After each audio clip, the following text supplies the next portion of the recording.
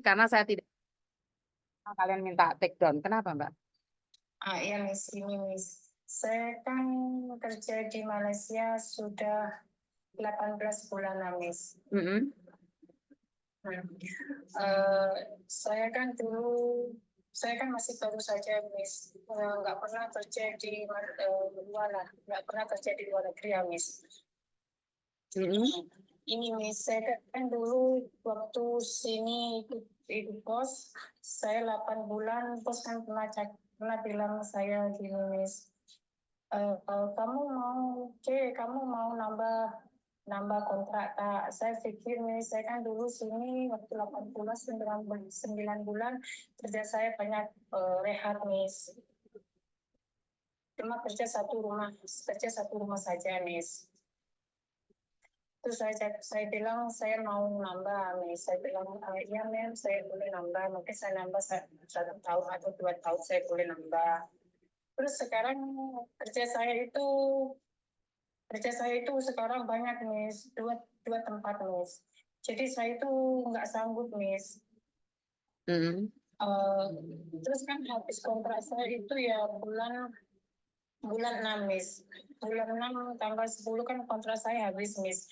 Itu saya saya habis kontrak itu boleh pulang nggak, Miss? Karena dulu waktu 8 bulan, 9 bulan sudah ada bilang kalau mau nambah kontrak, Miss. Oke. Apa itu jadi bermasalah, Miss?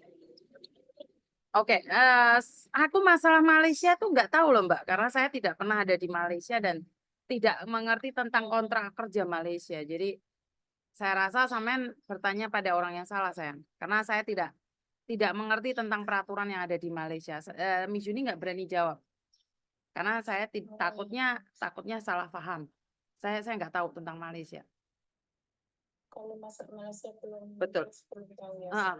Saya bingung, Miss. Saya bingung mau cerita sama siapa. Saya cerita sama teman saya bilang tidak boleh, ya, Miss. Dia cakap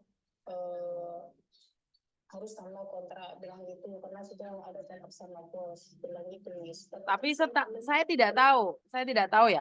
Yang saya tahu nih, kalau finish kontrak ya jelasnya boleh pulang dong. Ya kamu bilang aku nggak mau renew kontrak kalau nggak boleh pulang Indonesia, bilang gitu aja loh.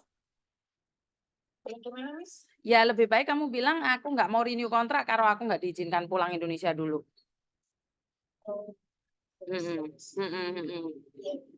Jadi iya sayang. Oke.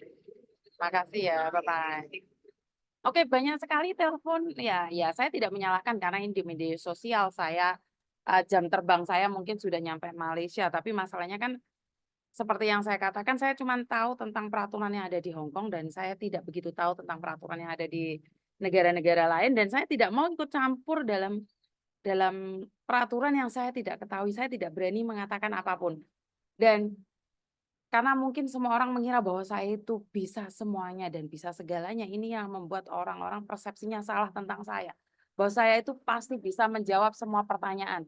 Dan saya hanya akan menolong yang menguntungkan bagi saya. Sebenarnya enggak ya, kayak ini. Apakah saya untung dengan Malaysia? Ya enggak, saya enggak dapat untung. Tapi masalahnya saya kebetulan angkat telepon, jadi saya akan menjawabnya. Dan kebetulan saya tidak sibuk. Tapi saat saya sibuk, ada orang yang komen di beranda saya maupun di berandanya Yorpe, mereka bilang, "Males lihat kontennya Miss Yuni, giliran tak telepon sibuk terus. Katanya mau telepon balik, ternyata nggak telepon balik." Lah ya namanya orang kesibukannya kan, saya tuh bergerak bersendiri ya Mbak ya. Saya bukan siapa-siapa. Jadi semampunya. Jadi ada yang komen juga bahwa menolong yang menguntungkan, mengangkat telepon yang menguntungkan. Loh, semua orang yang saya angkat teleponnya itu menguntungkan bagi saya.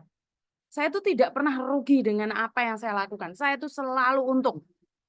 Ingat, orang kalau prioritasnya adalah keuntungan, mereka nolongnya milih-milih. Tapi saya enggak, siapapun selagi saya ada waktu, saya akan bantu.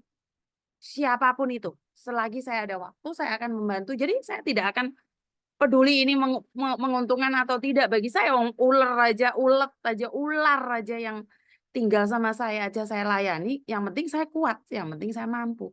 Jadi kalau orang lain mengatakan bahwa malas lihat konten saya karena saya tidak menolong dia, secara pribadi, ya nggak apa-apa. Ya karena saya tidak bisa menyenangkan hati banyak orang, saya tidak bisa membahagiakan kalian semua. Saya seperti yang selalu saya katakan bahwa saya melakukan ini semampunya dan sebisanya. Kalau nggak mampu tak deleh, Mbak. Terus kalian yang selalu komen katanya, membantu pilih-pilih. Lah wong sekarang saya milih-milih ini kalian boleh kok membantu. Tidak ada larangan bahwa orang yang minta tolong sama saya, terus habis itu minta tolong sama kamu saya nggak ngizinkan, nggak ada. Bahkan nomornya siapa aja yang pingin di-up, pingin membantu orang lain itu saya tuh nggak masalah. Jadi saya itu tidak ada masalah dengan siapapun, saya membantu siapapun tapi saklegowoku, sakuatku, tekanku. Saya nggak akan memaksakan diri untuk membantu orang lain yang saya sendiri tidak mampu. Jadi sekali lagi saya tidak akan memaksakan diri saya karena harus ada target. Lah, saya suwi nggak ngonten berarti ya suwi nggak ngangkat telepon. Bener nggak? Karena konten saya berdasarkan telepon. Jadi kalau kalian bilang, kontennya kok gak enek sing nyarmis, yo karena saya nggak ngangkat telepon.